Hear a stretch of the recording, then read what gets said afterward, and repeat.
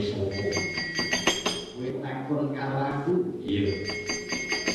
Pepatih dalem negara Kambangan Pucuk Gunung Gomuko. Alanku patih Candrarasa ya Candrakusuma. Candrarasa ya Candrakusuma. Iya. Ndak takon jeneng sapa ora Depontojo. Ngendi kasaktianmu jangan bumi. Wis ngerti karo aku apa bang. Wong tuamu ibumu mbahmu aku ora kabeh. Golongane kok waspada Gus. Iya. Memper nek kowe ngerti karo Ndara Antarjalo wong kondang, wong pangkate dhuwur, lho. Akeh sing do ngerti nek kamaku ora ngerti. Kowe lucu bunga mata jeneng Petro Kangkong bolong ya kudu. Ponan iki aku. Digambar dilebokke ning layar TV kula yo konangan. Enggak ulo ngerti karo aku, ayo. Dajal ngerti jenengku sapa? Wong Jawa dia nek jenengku Bagong. Kok diomongke? Wong kelalen aku. Kowe Bagong. Aku anake sapa? Kowe anake Semar. Du. Lah nek dudu anake sapa? Semar ora manah wong Semar kae lanang kok. Wong edan. Dajal ngerti omahku marang endi? Omahku marang kidul. Wis tak dol, kaya nyewa. Omahku marang ngalor. Aku sing kontrak ora di omah. Ngampur kene mungkin. Wajar. Ramarane ces meneng tenan ditakoni togel mestine piro iki. Aja judi maksiat. Oh, para maksiat men besok matine munggah swarga. Aku Pontojo.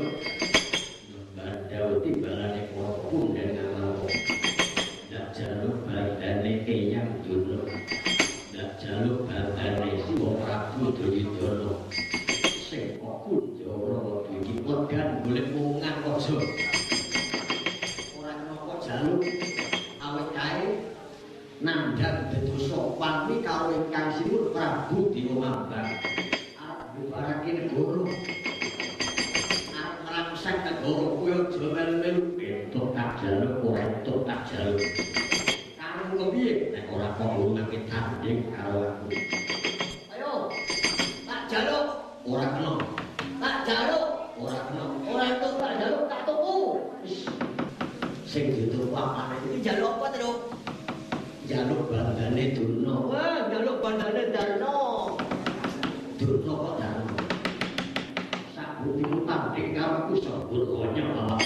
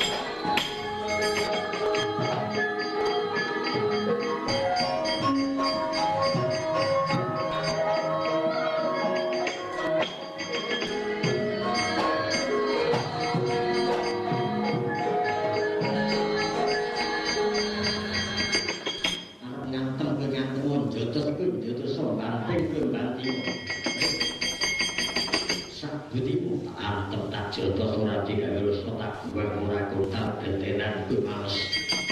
Perintah punden raja Gusti ora kena mateni wong. Luwih-luwih Antarja putra Jodimati kuwi warganing Pandhawa. Sing ana kanggo jago, ana kanggo conto padha ladane akeh. Nganti Antarja mati besok ngamarta kelangan nacak, kelangan sejarah. Ora wani kuwi mundur. Aja mbelani luput, aja mbelani dosa. Aku sing sabun dandani luput, aku sing sabun dandani dosa. Aja kaget sumbar males. Ora butuh sembur konyol.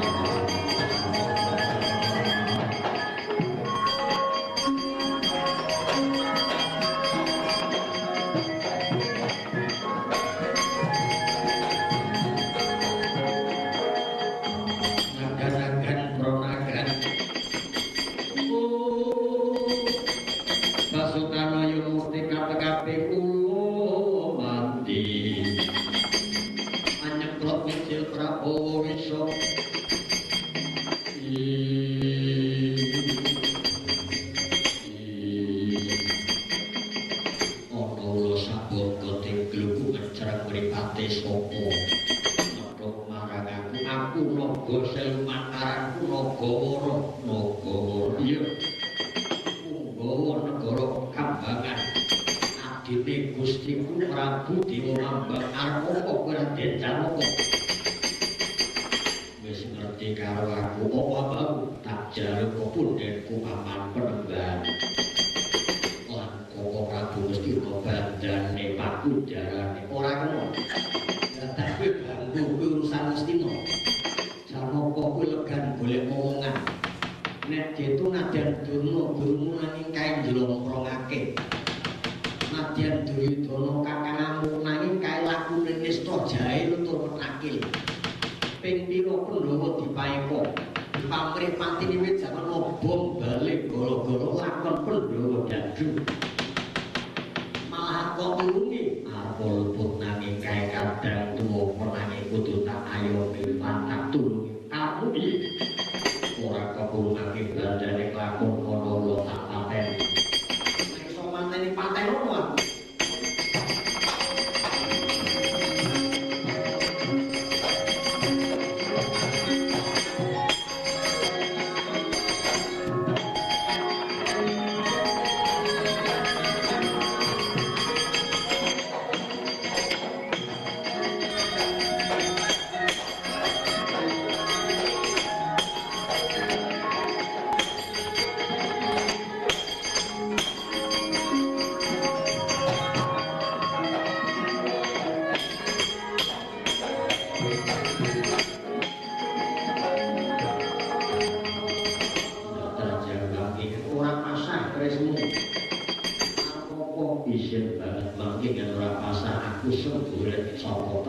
Janaka mriki. Nek Janaka mati mengko jagat akeh rondo kempling. Akeh prawan joge danan. Mongko widodari kayangan kepati-pati seneng karo kowe sabuka wedok sambung jebluk tiba kabruk Janaka. Ora ketang wong wedok garbine sing lanang kon golek cengkir gadhe digambar Janaka. Kowe nek kakung kaya kowe putih kaya Sembadra. Golek cengkir gadhe digambar togok ora enek. Gambar Durna ora enek. Aja mulang. Minggat ora butuh pateno. Aku mau mateni perintah Raja Gustiku ngayomi bangsa nadyan siji suku lan agama. Nanging padha dene urip padha dene umat menangi diayomi. Lakon tak dudet pati ngantri papu. Sabudimu Janaka.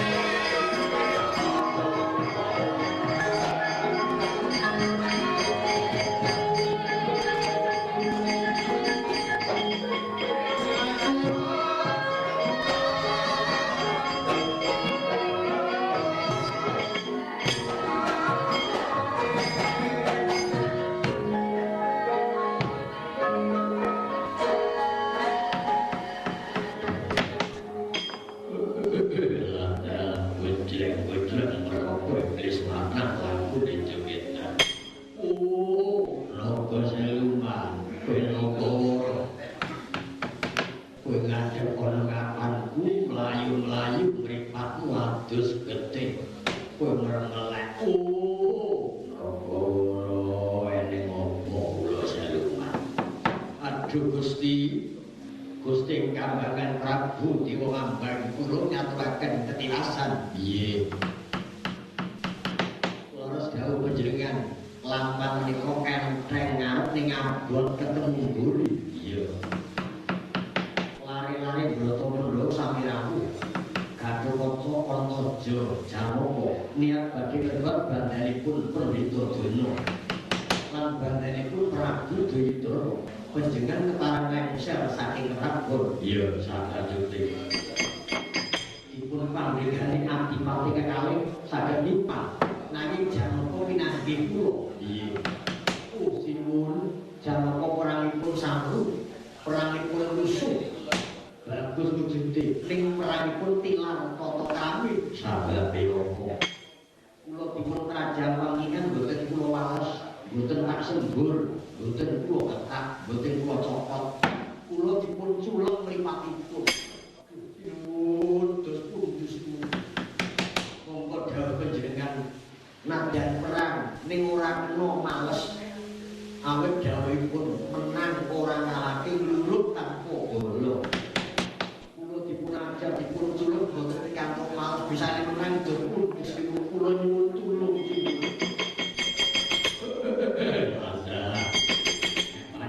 Lho tekan kapan kene karo Kambangan Untur aku sing sampurna iki.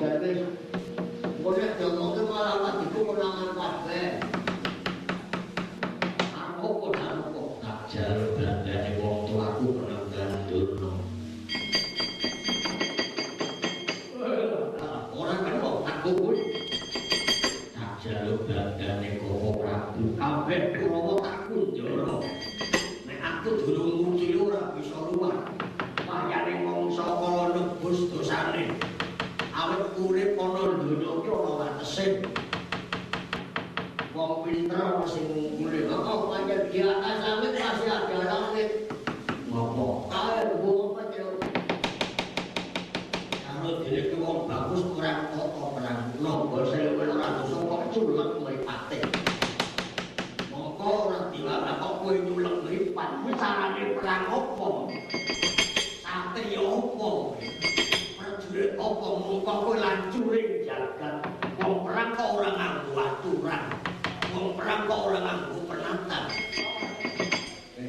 dipaidoko. Man ora apa-apa sing penting ora wis kerja loro.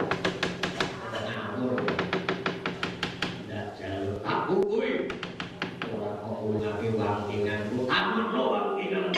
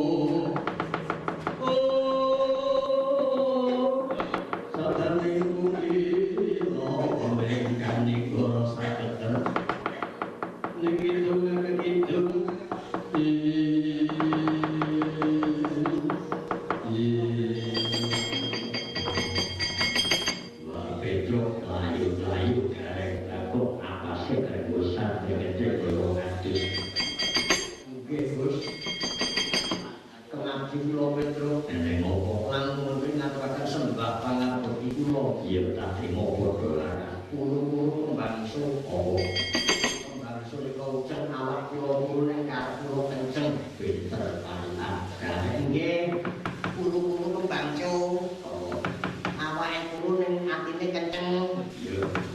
Bagus. Anu kuru-kuru kembang jauh. Arep turu ning kembang jauh. Saru, saru. Kok saru aku nira kowe? Kuru-kuru kembang jauh. Tegese nadyan awake dhewe ning atine kenceng entuk dening puceng kembang jauh jenenge. Aku ngerti, Kula kembang jauh nadyan turu ning kembang jauh. Turu kok kembang jauh. Aja menika sing nono mantua ya meneh do kembang jauh. Masa aku iki Lagi itu kula ngaturaken kembang jauh nang kelaruan. Iya.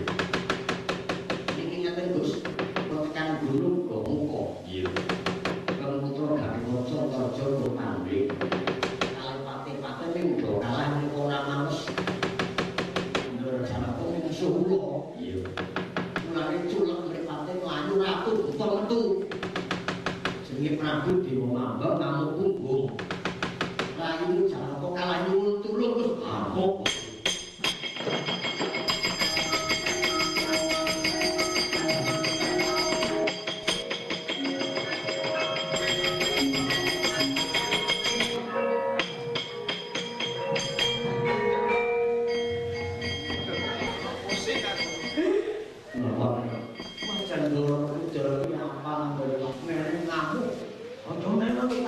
Ditabrak bathukku menjoto. Mula besok meneh persiapan adegan karo ndoro-ndoro iki kudune persiapan. Aku lali ora apa aku ora tau ndereke marahi. Mulut diapalke mulut yo. Derek Ndoro Janaka carane kepiye? Derek Ndoro Werkudara kepiye? Ngono nek ndek aku kepiye? Neng, apa? Ndoro Werkudara tututi yo. Yo.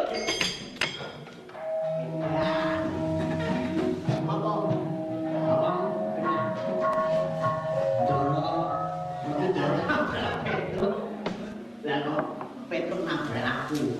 Wah, jan yo melamun kongkaran dulu ngapa latihan Ya. Masa kelamaan mau belek. Kok Turun yo. Edan. Wong lumpat-lumpatan. Tak sepatani. Bapak karo Petruk ngumpati aku. Besok muga-muga sugih kowe. Walah kleru aku iki. Kula besok nang mantu aja wani karo metu ngono. Kok mantu ngono, wani karo metu. Semua. Jalan. Tutup ren. yo.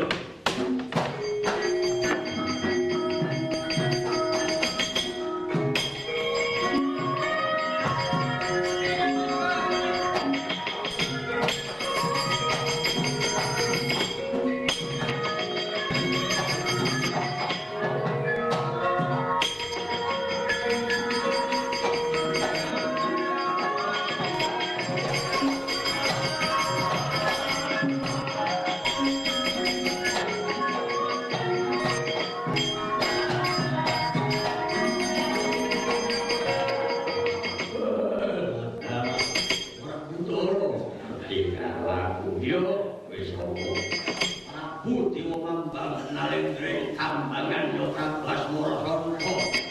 Apa tak jaluk durna kataku Purwati kakangku kandhane.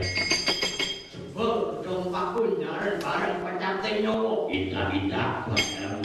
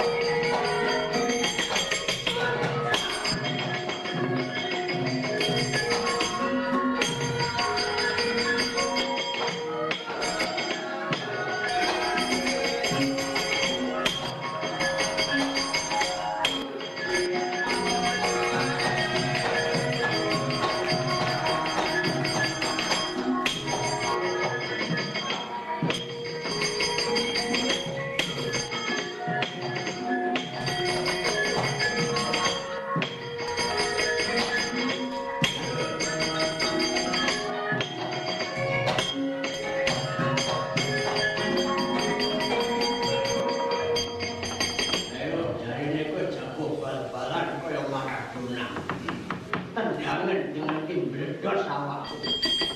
Oke ngono. Ampun, tak terkan ora kontan diwitik ora apa-apa kowe palsu. Piwulange kakimu biasa tenang ora ngalake luluk tanpa bala sugih ning ora simpen. Nek ora wani kowe mundur cangkemane juru pancine badar. Kuku ora Anakmu, anakno kuku.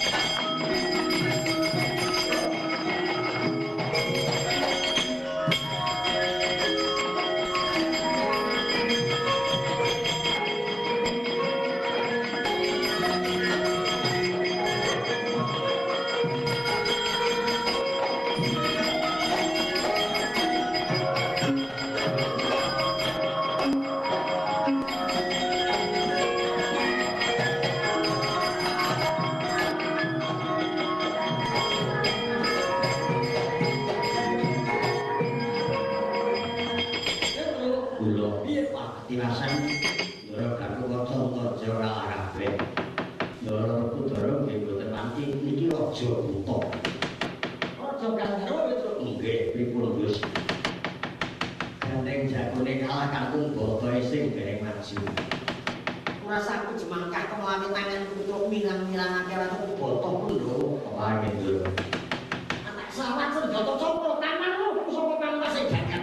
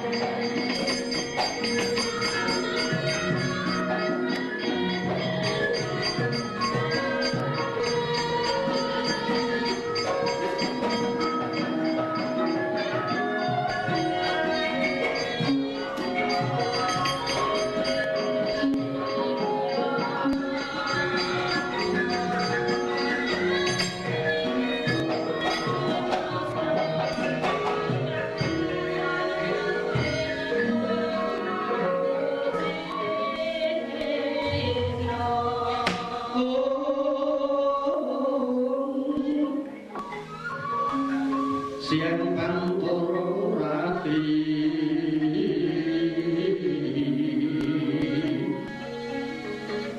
ampun tirta kulo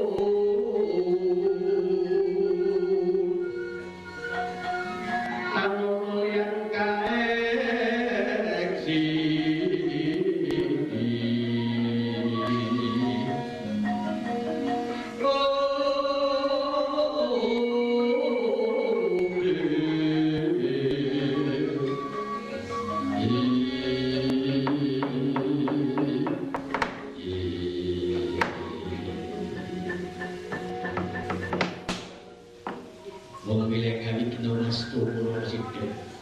wayah ulun ke kesmo munggah katiratan kanthi badan wadah ingkang wayah ngaturaken manah bekti kula kunjung ngandhaping foto ulun iya ulun tombo kamu ulun pundi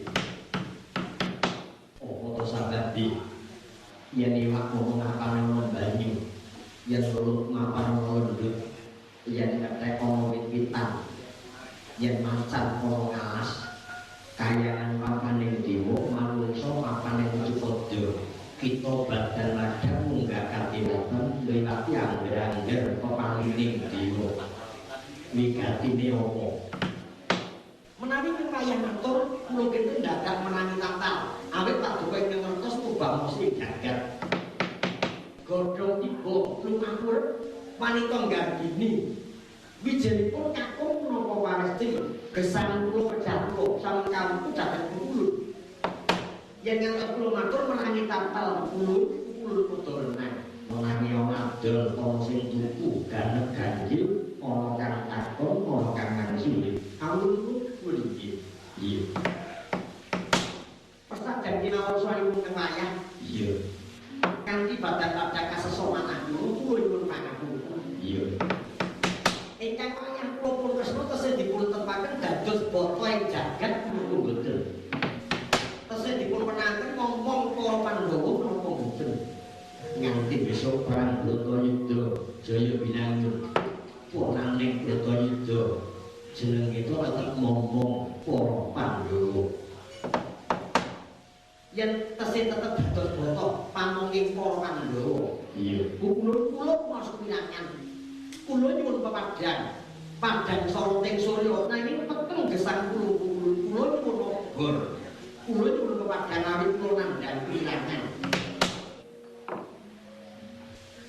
marwane awit menika wedal Dimas Kudawa Kakacundang Janaka Gatotkaca Treja Kawon mengsana lendra ing Kambangan wujud raksasa naminipun Prabu Dewa Mambang manggen wonten gunung Goh Muka sedaya kakung ulun kepareng kula nyuwun senjata pitulung kados pundi kangge mejahi nyinaken Nalendra Kambangan Nalendra raksasa menapa kalampah manungsa badhe dipun jajah raksasa manungsa badhe dipun jajah para bala Gandharu Kresna aja kok bacutake usahamu ora tembung betul jajah manungsa nanging sing bener nyalingake luput sing dhuwur ngayomi sing cendhek kowe luput ning ora ngakoni luputmu. Nah dan Kresna kuwi dipising Wisnu, Kresna kuwi dipising Dewa. Nanging jeneng kita wis meja lantang kesempet kesandung nandhang peten jeneng kita nandhang luput. Kamu yen kowe njaluk pati Raja Gandharu kleru. Nadyan kae buta Ratu Kambangan, kae buta Ratu Gokama. Kowe kudu sing pono mandeng aja nganggo mripat nanging mandeng nganggo ati nek trisane nganggo mripat kalingan godhong bakal ilang kalingan gunung ilang nek mandeng nganggo ati kalingan tau kudu ngerti sapa aku sapa kowe malah kula dhewe ngertos cangkringanipun kulun perkara nanging kang mekaten kulun muga kababarna kasanyata ulun ora menang dina iki nglancani lakon ingkang durung samestine kuwi ora dipune bener yen paduka mboten maringaken kula pun pejah dinten nika kemawon kula nyuwun pejah kulun lara njaluk tombok kenang apa urip kok njaluk mati mongko kowe ngreksa jagat kewajibanmu diurampung. Nek kowe wong urip njaluk mati sugih iku kelepetan dosa kakean kelutan. Durung bener kok matur ulun. Lajeng paling ulun sing bengkong dilemengake, sing luput didandani. Dina iki kasmo jeneng kita mudhun ing Sukodo permanakno. Aja nganggo kaca netra, nanging nganggo kaca batin. Donya sing iso jagat kayangan kursane para dewa. Yen jeneng kita ora iso ngingkasi gawe dudu Bata Pandhawa dudu Wisnu. Jeneng kita ora iso jagat Sura Dira jayane kakak lebur dening Panastuti cangkrimane bedher. Tetela dewe kula nyuwun pangestu.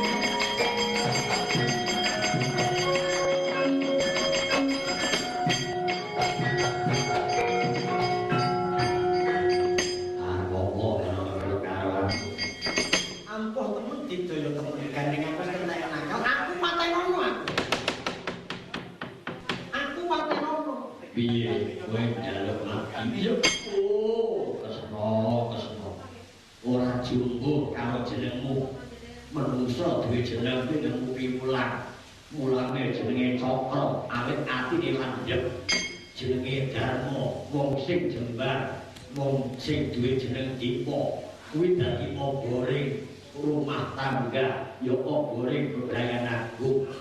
Kowe duwe jeneng Kresna wis ora sane apa. Kresna saka tembung Kharasna tegese kowe sing ketepake adil. Adil itu marang negara, adil itu marang agama, adil itu marang bebrayan. Jebul kowe mung kandhet ing tembung nyatane ora ono. Kowe dhewe sapa jenengmu Kembang Jaya Kusuma. Kembang kuwi kembangi urip lakone umat. Jaya kuwi menang. Kusuma wis ngarani roh. Roh sing menang kuwi wong sing iman. Oh, Kresna. Kembang Jaya Kusuma nambani wong lara uripake wong mati. Kuwi musyrik tumrap agama. Ora kok jamane wong mati kok urip. Ditumpuli Kembang Jaya Kusuma sing urip kuwi dudu nyawane. Nanging maune ora iman, banjur iman. Eling sapa pantame, sapa sesembahane lan apa agamane. Bar kok tumpuli Kembang Jaya Kusuma, njur padha gelem lakone salat sembahyang. Kowe jeneng duwe pusaka ora ngerti kanggone.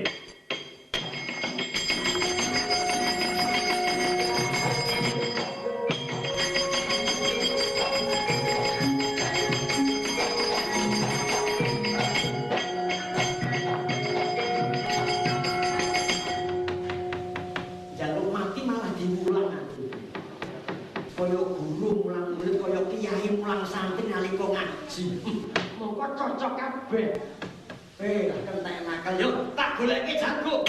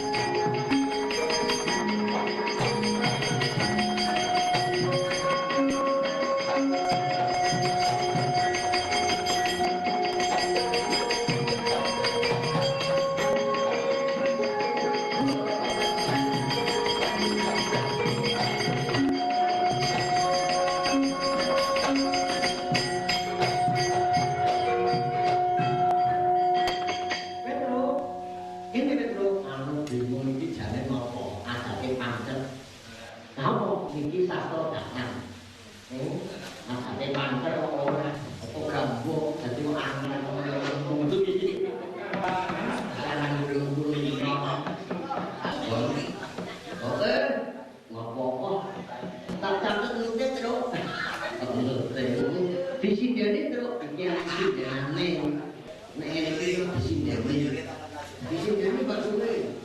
Konek doanu. Bangsa sopo? Aku Puntadewa. Iya, kuwi sopo? Aku Prabu Dewa Mambang ya Prabu Asmara Santa. Ana opo?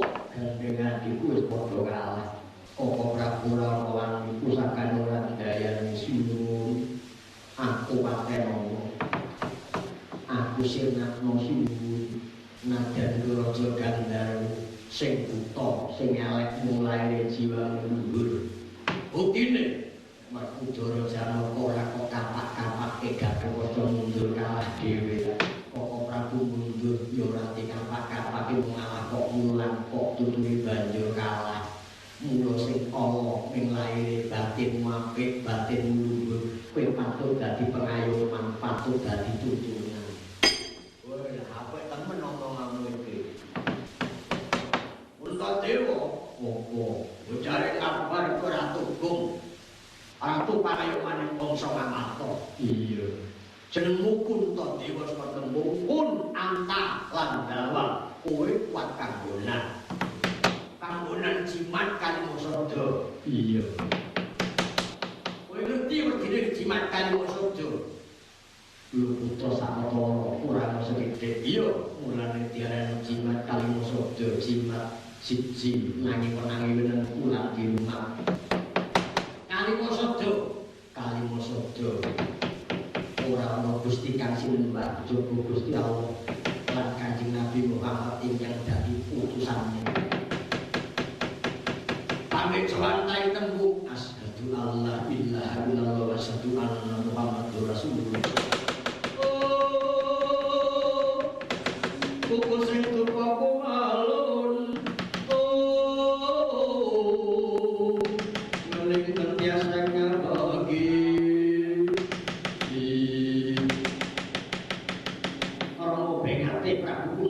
Gerakapan sang Prabu mencorong sacakraning panggilingan Puntadewa nyandhak jimat Kalimasada yen tumpulaken ilang wujude Raja Gandharwa babar Kyai Semar Badranaya.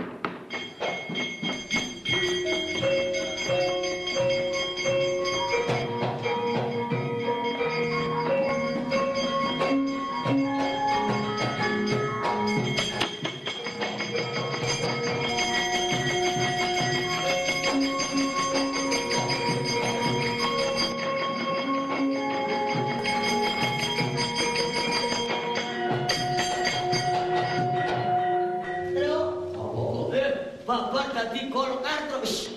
Kenapa Golkar? Gojo, kenapa Pak dagelan kok di Ngapura terus murah dagelan? Dagelan ya gone-gone. Banyak rapan mbak. Wes. Lah kok dadi benjengan kaki Semar. Ndoro Puntadewa nggih. Iya. Pangapunten kula cacake Karanggendheng. Dudu kula singgah dadi ngomong, dudu kula ingkang saking kewajiban. Upamane Mas tak leler pinten karo nek ndok didadak. Setianing pun lho kali kula sing ngomong sampe sing tak mong. Ndoro kula yo kerja. Kula bilang jagat. Iya. Pun dene Kurawa sing tak kunjara niku minggu pengajaran. Kula mboten tega, mboten tegel. Kula ngekake wonten gedhong pakunjaran. Petro, di luar Petro. Berarti anu urus polisi ulung mate. Di luar. Anu sing nang jopo pirang-pirang banget, Tro. Kudu ngene. Petro. Petro. Iki dono ditata yo kene do makan ngene, Tro. Ya. Anu apa kene sampang bayi. Kene to. Kene ditata udah eman-eman iki. Suwon temu kowe mlebu kene sing temu karo aku kumpul. Aja kepati mesti nek ulung dijai ayangan. Iya. Kene ampun. Kumpul sing tambun bali tambun. Makasih bali makasih.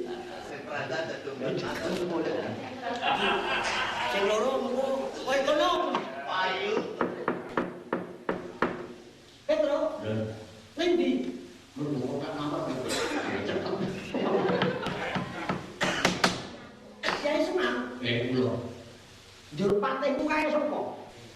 Patih loro kawula kae sapa? Patih loro niku sedawine Ndara Roman. Lan sedulur Bayu Gajah Situbanda. Roman karo Situbanda. Nggih. Momong kalih kula nderek kalih kula. Lah nek kula kae kula niku Nagara nggih sedulur tunggal Bayu. Mula sing kula ngomong nggih Bayu ning urip, Bayu ning lakon, Bayu ning menungso. Oh, nggih.